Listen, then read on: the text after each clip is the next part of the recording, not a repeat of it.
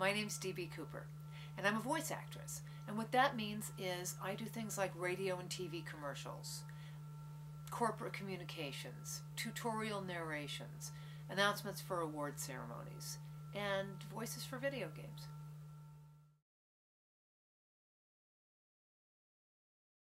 I think that 3D video technology is going to have a huge impact on my favorite leisure pastime, which is video games, and therefore also affect my work.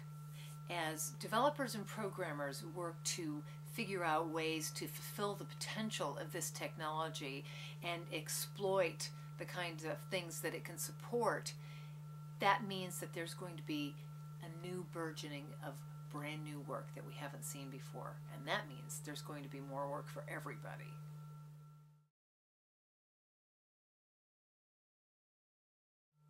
I enjoy the idea of 3D because of what it's going to do for video games.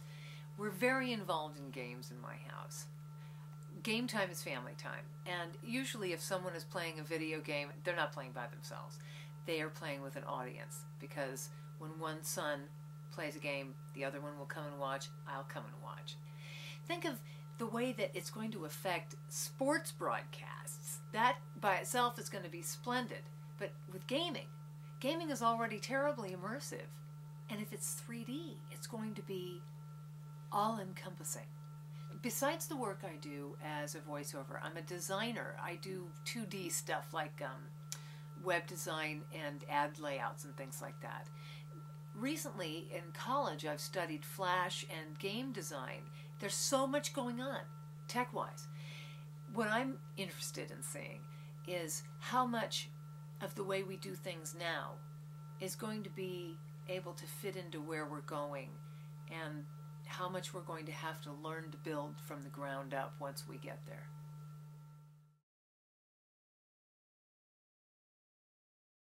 I actually enjoy speaking in front of large groups of people. I enjoy sharing information, and I really like being among very tech alert people.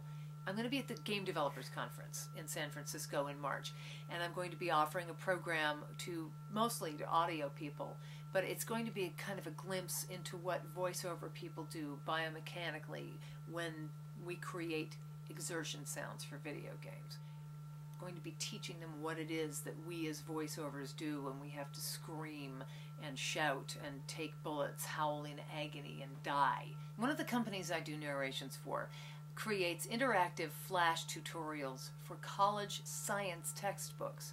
Now, quite often what I'm going to be describing in these narrations is beyond my level of education.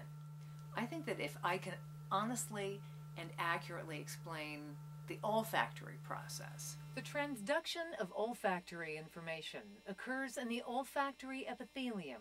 I can fluently explain digital light processing, spatial light modulators, digital micromirror devices where the micromirrors are 16 microns across and they've got a movement of 10 degrees so that in that little bit of movement they either turn on and off like a light switch. These are exciting times, technologically and creatively. It's kind of like surfing in front of the biggest wave in the world.